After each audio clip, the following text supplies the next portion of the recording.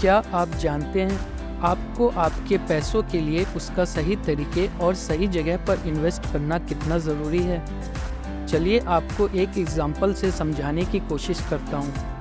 मान लीजिए कि आपके पास 1 लाख रुपए आपके बैंक के सेविंग अकाउंट में है, तो आपको बैंक से सिर्फ 2.5% से 3% तक का रिटर्न एनुअली मिल सकता है, यानी 2,500 रुपये से 3,000 रुपये हर साल। इस हिसाब से आपके पैसे डबल होने में 24 साल तक का समय लग जाएगा। और वहीं अगर आपने पैसों को ऐसी जगह इन्वेस्ट किया होता जहां आपको 15% तक रिटर्न मिल सके, तो आपका वही पैसा केवल 5 सालों में डबल हो सकता है। तो अब आपको अंदाज़ा हो गया होगा कि पैसों को इन्वेस्ट करना कितना ज़रूरी है, क्योंकि सेविंग अकाउंट में रखे पैसों से मिलने वाला रिटर्न हर साल बढ़ रहे इन्फ्लेशन को भी बीट नहीं कर सकता। आज हम इस वीडियो में जानेंगे कि हमारे पास ऐसे कौन कौन से तरीके हैं जहां हम अच्छा रिटर्न पा सकते हैं। लेकिन इससे पहले हमें यह भी जान लेना ज़रूरी होगा कि जितना हम रिटर्न की एक्सपेक्टेशन बढ़ाते जाएंगे, उसके अकॉर्डिंग हमारा रिस्क भी बढ़ता जाएगा। तो इसलिए हमें हमारे फ्यूचर गोल के अकॉर्डिंग ही इन्वेस्ट करना चाहिए। अगर आप एक ऐसे व्यक्ति हैं जिसके पास ज़्यादा रिस्क लेने की क्षमता नहीं है, तो उन्हें किसी ऐसे इन्वेस्टमेंट प्लान को चूज़ करना चाहिए जहां रिस्क बहुत कम हो। तो आज हम आपके रिस्क लेने की क्षमता के आधार पर इन्वेस्टमेंट के बारे में डिस्कस करेंगे, ताकि आप अपने पैसों को सही जगह पर इन्वेस्ट कर सकें। एज एन इंडियन हमारे पास कई तरीके हैं जहां हम अपने पैसों को इन्वेस्ट कर सकते हैं, जैसे fix deposit, real estate, gold, डेब्ट फंड, स्टॉक मार्केट और म्यूचुअल फंड्स। अब हम इन सभी इन्वेस्टमेंट प्लान्स को कंपेयर करते हैं और देखेंगे कि इसमें इन्वेस्टमेंट करने पर हमें कितना रिटर्न मिलेगा और उसका रिटर्न ऑन इन्वेस्टमेंट क्या है।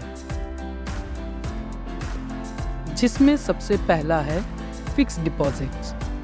फिक्स डिपॉजिट सबसे कम रिस्की इन्वेस्टमेंट प्लान है, लेकिन इसमें आपको रिटर्न भी कम मिलता है। फिक्स डिपॉजिट्स की ब्याज दर हमेशा एक समान नहीं रहती है। ये निर्भर करता है कि इन्फ्लेशन कितना चल रहा है, और फिर रिजर्व बैंक ऑफ इंडिया द्वारा रेपो रेट डिसाइड किया जाता है। आमतौर पर इन्फ्लेशन ज़्यादा होने पर रेपो रेट में बढ़ोतरी की जाती है, और इन्फ्लेशन कम होने पर रेपो रेट को कम किया जाता है, और फिर रेपो रेट के आधार पर बैंक फिक्स डिपॉजिट से मिलने वाली ब्याज दर को डिसाइड करते हैं। सीनियर सिटीजन्स के लिए फिक्स डिपॉजिट एक बहुत ही अच्छा ऑप्शन हो सकता है, क्योंकि सीनियर सिटीजन्स को इसमें 1% से 1.5% तक एक्स्ट्रा इंटरेस्ट दिया जाता है। फिक्स डिपॉजिट ऐसे लोगों के लिए भी इन्वेस्टमेंट का एक ऑप्शन हो सकता है जो अपने इन्वेस्टमेंट पे कोई रिस्क नहीं लेना चाहते। फरवरी 2024 की बात करें तो आपको इंडिया के टॉप रैंकिंग बैंक में 5.5% से 7% तक का रिटर्न मिल सकता है। अगर आप एक एवरेज 6% का एफडी रिटर्न पाते हैं, तो आपके इन्वेस्टमेंट को डबल होने में 12 सालों का समय लग जाएगा। अब हम रियल इस्टेट इन्वेस्टमेंट ऑप्शन को कंपेयर करते हैं। अगर आपने 2014 में किसी रियल इस्टेट में इन्वेस्टमेंट किया होता, तो आपको सिर्फ 4.8% का एवरेज एनुअली रिटर्न मिलता, और वहीं 2004 में आपने किसी रियल इस्टेट में इन्वेस्ट किया होता, तो आपको 9% का एवरेज एनुअल रिटर्न मिलता। इस तरह अगर हम एवरेज 6.5% का रिटर्न कैलकुलेट करें, तो आपके इन्वेस्टमेंट अमाउंट को डबल होने में 11 सालों का समय लग जाएगा, जो कि ऑलमोस्ट फिक्स डिपॉजिट के रिटर्न के बराबर है। अब हम भारत में सबसे फेमस इन्वेस्टमेंट ऑप्शन गोल्ड की बात करते हैं और कंपेयर करते हैं कि गोल्ड ने फिक्स डिपॉजिट और रियल इस्टेट के कंपेयर में कितना % ज़्यादा रिटर्न दिया है। अगर आपने 2013 में गोल्ड में इन्वेस्ट किया होता, तो आपको सिर्फ 7.5% का रिटर्न एनुअली मिलता, और अगर आपने 2004 में इन्वेस्ट किया होता तो 12% का एनुअली रिटर्न मिलता। इस तरह अगर हम एवरेज 10% का रिटर्न कैलकुलेट करें तो आपके इन्वेस्टमेंट अमाउंट को डबल होने में 7 सालों का समय लग जाएगा। लेकिन गोल्ड में इन्वेस्ट करना तभी फायदेमंद रहता है जब आप भारत सरकार द्वारा लॉन्च की गई सॉवरेज गोल्ड बॉन्ड फंड स्कीम में इन्वेस्ट करें। इसका फायदा यह है कि इस पर सोने में आने वाली तेजी के अलावा निवेशकों को हर साल 2.5% का अतिरिक्त ब्याज मिलता है। यह सोने में उतार चढ़ाव के दौरान निवेशकों को सुरक्षा देता है। मैच्योरिटी पर इसे रिडीम करने पर उस समय 999 प्योरिटी वाले गोल्ड की कीमत की दर से रिटर्न मिलता है। मैच्योरिटी पूरा होने पर मिलने वाला रिटर्न टैक्स फ्री होता है। इन बॉन्डों का टेनओवर 8 साल का होता है, लेकिन 5 साल तक होल्ड करने के बाद इससे बाहर निकल सकते हैं। इस बॉन्ड का इस्तेमाल लोन लेने के लिए कोलेट्रल के रूप में भी किया जा सकता है। सॉवरेन गोल्ड बॉन्ड में कम से कम 1 ग्राम गोल्ड में निवेश करना जरूरी है। इंडिविजुअल को अधिकतम 4 किलोग्राम गोल्ड बॉन्ड में निवेश करने की छूट है।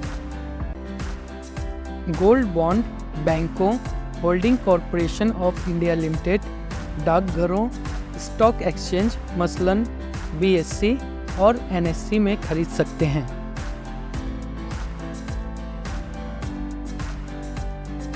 अगला है डेब्ट फंड। डेब्ट फंड एक म्यूचुअल फंड स्कीम है जो government bond, corporate bond, money market में इन्वेस्ट करता है। डेब्ट फंड में रिटर्न बाकी इन्वेस्टमेंट स्कीम की तुलना में कम ही रहता है। डेब्ट फंड उन निवेशकों के लिए सही होता है जो अपने पैसों पर ज़्यादा रिस्क नहीं लेना चाहते और उन्हें उनकी सेविंग से एक रेगुलर इनकम की ज़रूरत होती है।